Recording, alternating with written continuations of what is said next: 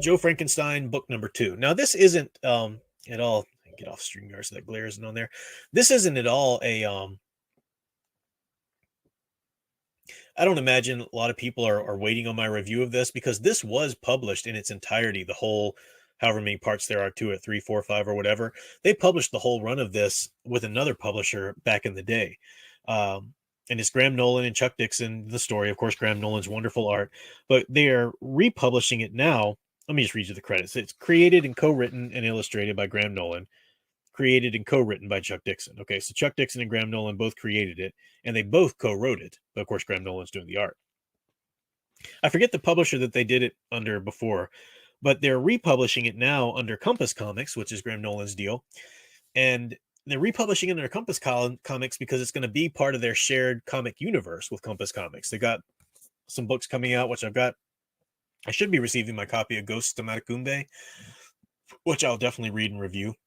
And I think he's bringing in his Monster Island and Return to Monster Island. That apparently is going to be part of this universe too. And it's really cool. It's a monster universe. It's very much the whole idea, and he's been interested in this stuff for a while. Monster Island is a callback to the Land of the Lost kind of stuff, which was really great. I've done a review of both, I think both volumes of Monster Island. They're really good. And Ghost of Matecumbe looks like a very cool ghost story. I think it's set in like New Orleans or something like that.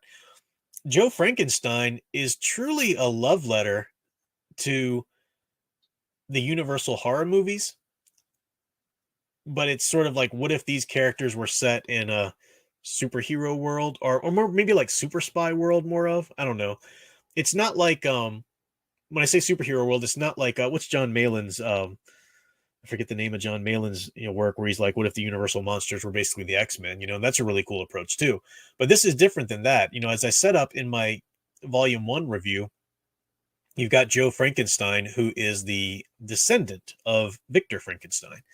And, or I forget if they call him Victor or Henry, but the original Dr. Frankenstein.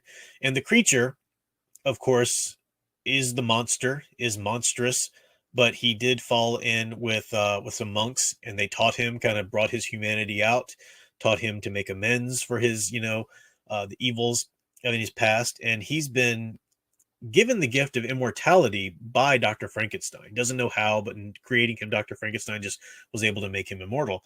And he's gone through the years until like our modern times, watching over the descendants of Dr. Frankenstein, because he killed Dr. Frankenstein.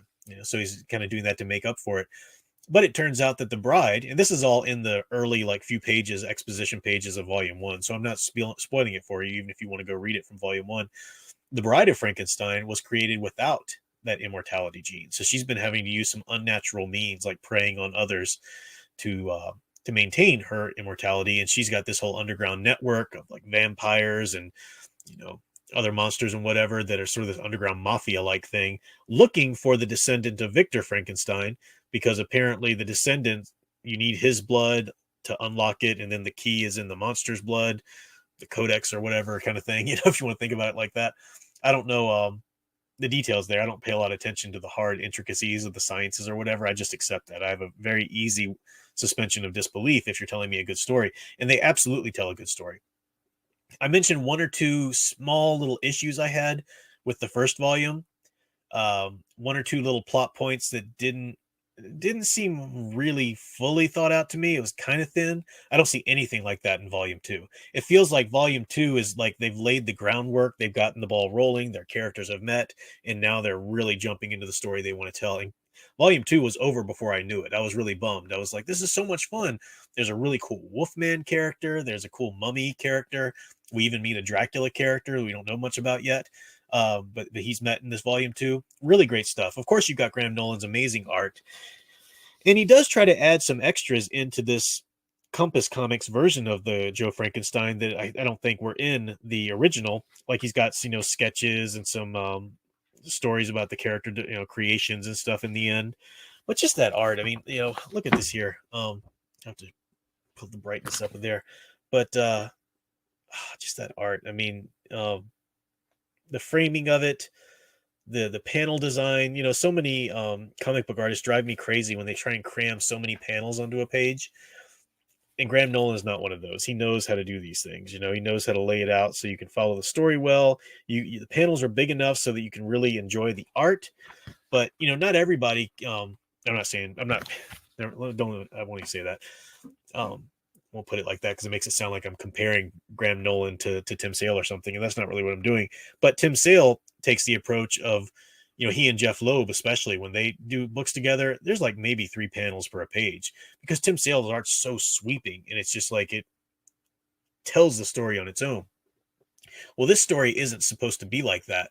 It's not just told by the art. They've got a good narrative going with the text as well, and it meets a really good happy medium with that. So great artwork and just a solid story. Characters you care about. The creatures really, Frankenstein's monster is somebody you really care about. There is a real element to Frankenstein Jr.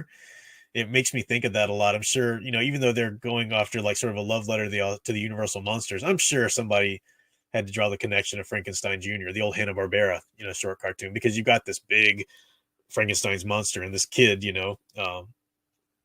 working with him and stuff. So it's really good. Yeah, it's a graphic novel. This is part 2. This is volume 2.